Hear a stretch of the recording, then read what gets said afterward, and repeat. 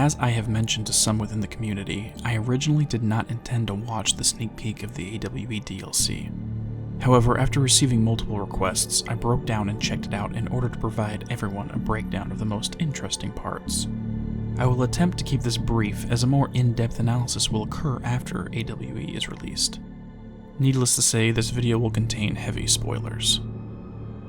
For those who have seen the promotional material for this DLC, it is no surprise that the plot will focus on Alan Wake and the Bright Falls AWE.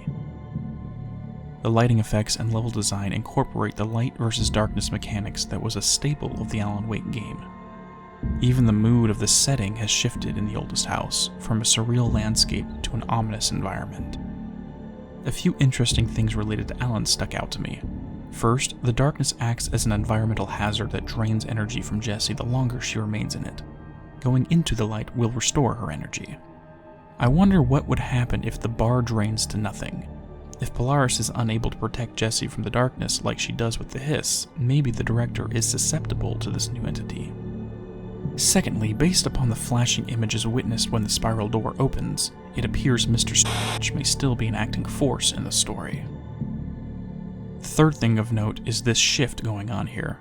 Jessie comments that this is not a building shift. To me, I get the impression that reality is being rewritten here to match what is on the new manuscript.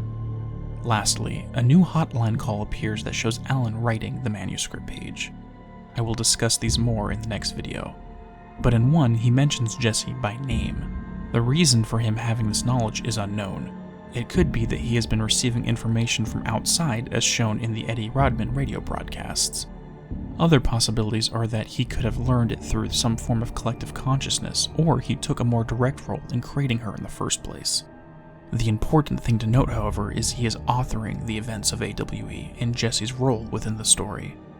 It seems that he reached out and included Jessie as a character in Return by Alan Wake. The next tidbit of information possibly confirms a fan theory that got started back in 2015 within another Remedy title, Quantum Break. At the start of the game, Jack finds a tent at the Riverport University protest. Inside is a TV set that, when turned on, reveals a trailer for Return by Alan Wake. The trailer portrays two FBI agents apparently investigating a missing person case. On the board, it appears they are looking for the missing writer. The agent played by Sam Lake is named Alex Casey. For those unfamiliar with this character, he is a fictional NYPD detective that is the focus of Alan's crime noir book series. And now, according to a memo in the investigation sector, a real FBI agent named Alex Casey is looking for Wake. The original theory when Quantum Break was released was that Alan adapted his fictional character into a real person. He then released Casey into the world with the role of locating the missing writer. Within the flashes when the spiral door opens, we see the investigation board that Casey and his partner used. In the bottom, they have a sticky note with the text FBC with a question mark. Apparently, over the course of their investigation, they have heard rumors of the Bureau. As we saw in the memo, Casey questioned a Bureau agent about the whereabouts of his creator. While Alex Casey is a fictional character, his story parallels that of Max Payne. While they are not the same person in the metaphysical sense, they are essentially the same character. In a reality where this detective exists, he goes by the name of Max Payne. In the world that Alan created in his books, he goes by the name Alex Casey. In one world, there was a writer who wrote a story about a cop. In another world, the cop was real. We don't know when exactly this conversation between the Bureau agent and Casey occurred, so the progress of the investigation is unknown.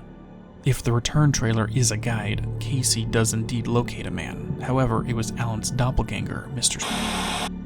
This encounter resulted in Casey's death, and his partner continues the investigation without him. I'm curious if AWE will expand upon this plot thread. The next big plot development is that Dr. Hartman appears to have returned. The last time we saw Emil was at the Cauldron Lake Lodge. During their confrontation, Alan locked him inside of his office just as the Dark Presence attacked him. In the comic strip Psycho Thriller, it shows that Hartman survived the Dark Presence's attack and was simply knocked out for an entire day before resuming consciousness. After the events of the night, he calls an unknown individual who had previously given him an offer. He accepts it and travels to an unknown location. Who exactly this individual is, or the nature of the offer given to the therapist, is unknown. From here, what Hartman has been up to for the last decade is unknown. One thing I'll be looking for in AWE is what happened to Hartman after he left Bright Falls, and the identity of this mysterious individual. Either way, it appears that Emil Hartman will play a role in AWE as the vessel of both darkness and the hiss.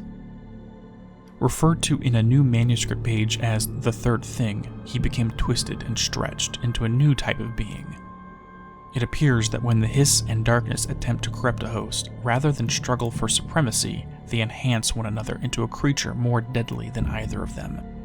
From the hints given so far, it appears that the stalker within the sneak peek and trailer is what Dr. Hartman has become as a result of this dual corruption. Those are the biggest things within the sneak peek that stuck out to me, and frankly, they are more than enough to keep our minds going until August 27th. Stay tuned, as I have one last video in the works to get everyone prepped for the final DLC of Control. Until then, I will leave you all with one last bit of information. Partway into the investigation sector, the Sankaran Tango begins to play. It appears that Ati may be returning from his vacation sooner than anticipated in response to this new threat.